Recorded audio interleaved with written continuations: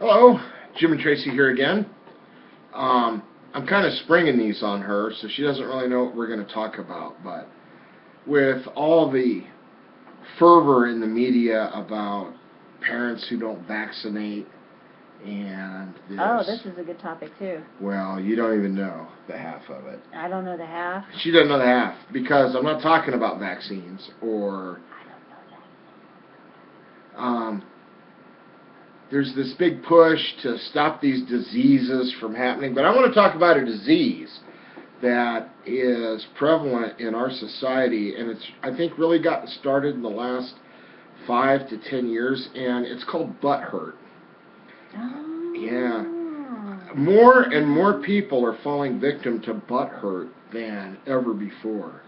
I think originally you saw it a lot in preschools. Mm-hmm. Grade schools, as my son would say, elementary schools. Poor Gavin. I know, poor kid. He's coming out. Making fun of him.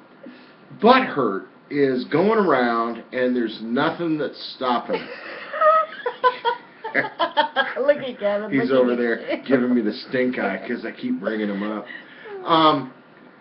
So what is butthurt, baby? Well, that's when you do something to somebody and it makes them angry and they say, just leave me alone, go off and do your own thing, and you decide that you're the victim. Victimization is a big part of this. You decide you that can you're the spot victim. butthurt from across the room, usually with what I like to call screw face. Mm-hmm. I'll try and show you. We had a roommate once that had a perpetual screw face. Yeah. Everything, it didn't matter what happened, it was our fault. She could lose her job because of her attitude, and somehow that was our fault. She was perpetually butthurt over everybody but herself. And that's a hallmark of being butthurt. It's not accepting responsibility for your own actions. Mm-hmm. Mm-hmm. You do something stupid, and it's his fault. You do something else stupid, and it's her fault. And everyone is always conspiring. Everybody. I'm only paranoid because everyone's out to get me, is probably the key ingredient of butthurt. Another element of butthurt is excluding oneself. Right. Yes. Now, the other people want you to come and join them, but because you are butthurt, you say, I'm not joining you, and it's your fault. It's your fault. Yeah. And then you complain that you're being left out of the group because... Right, to the authorities. To the authorities. Mm-hmm. Now, with little children, it happens in school, but I think with adults in the workplace, that's when the backstabbing and the revenge-seeking starts. Yeah, or the gossip, which can really ruin a career. Ask me. I know. Yeah, I've been a victim of butthurt myself in the past.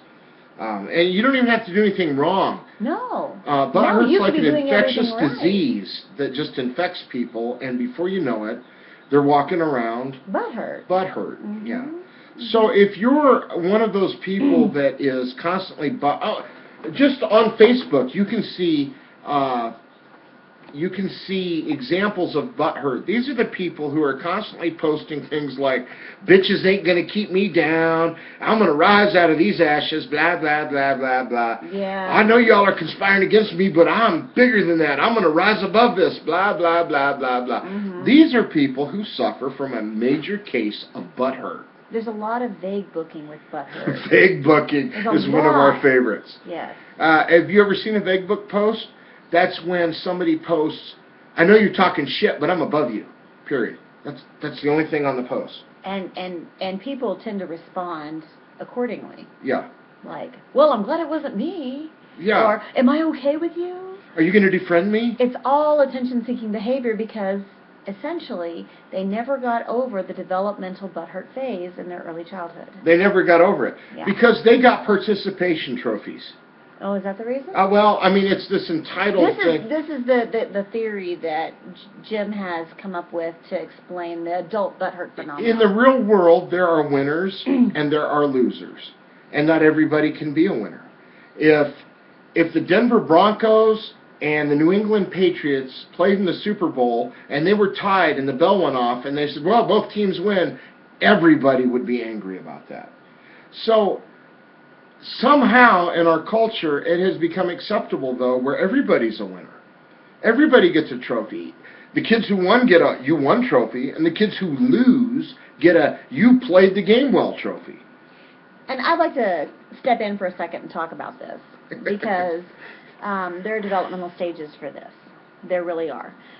Prior to second grade, there should be no competitive action with children, really, because they cannot handle the butthurt. They're in the process of full-on butthurt, developing beyond the butthurt. And I also have to say that I do believe that everyone is a winner. However, no, you just need to stop, because everyone specializes in something. Not everyone wins at being a kung fu master.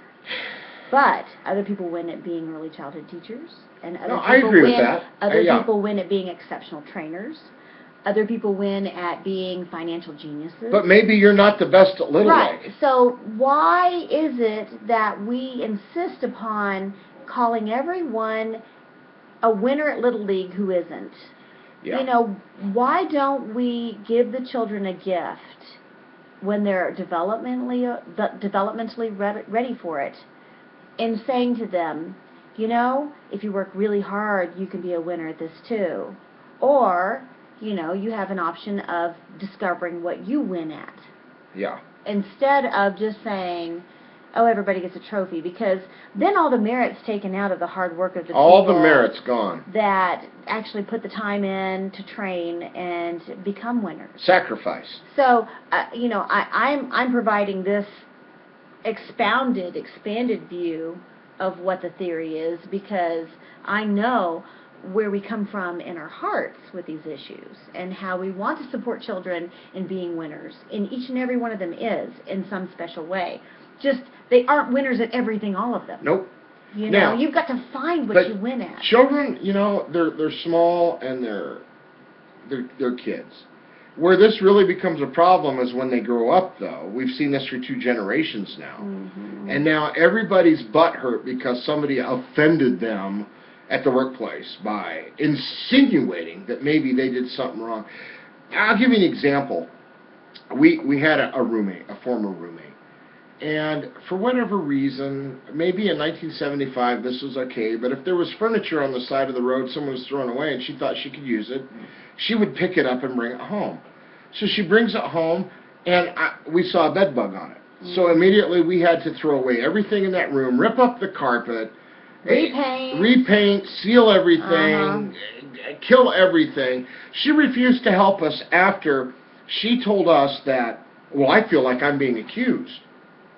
Well, you're the one that brought the old mattress into the house. And we understood how she would feel awkward or embarrassed about that. But nobody was mad. But nobody was really mad. We just needed to take care of the problem. And then she just... Before it became a problem. Hands-free, I'm not dealing with this. You're not going to accuse me of bringing bed bugs into the house. Yeah. But you did do it. Yeah. So then it's the people who are not butthurt to get rid of them and fix the problem. And she just managed to go to her room and avoid the whole situation because she suffered from butthurt. And, you know, granted, I'd like to think that there's a universe in which we can all communicate, you know, but sometimes when you're constantly met with defensiveness, it's really difficult to be frank. So you end up walking on eggshells. All the time. All the time. How many marriages have been ruined because of butthurt? Yeah. And eggshells. How many jobs have been lost because of butthurt? Mm-hmm. So I guess our point is, you need to identify the people in your life that are suffering from butthurt, and if not explain it to them, at least inoculate yourself from it and remove yourself from their presence, because butthurt is contagious. You can catch butthurt if you're not careful. And then that leads to resentment. And resentment leads to anger. Animosity. And anger leads to the dark side. The dark side. Yoda. Yeah. Yoda talked about this. I don't know why people ain't paying attention. It's true. All right, then. That was our little dissertation on butthurt. We hope you enjoyed.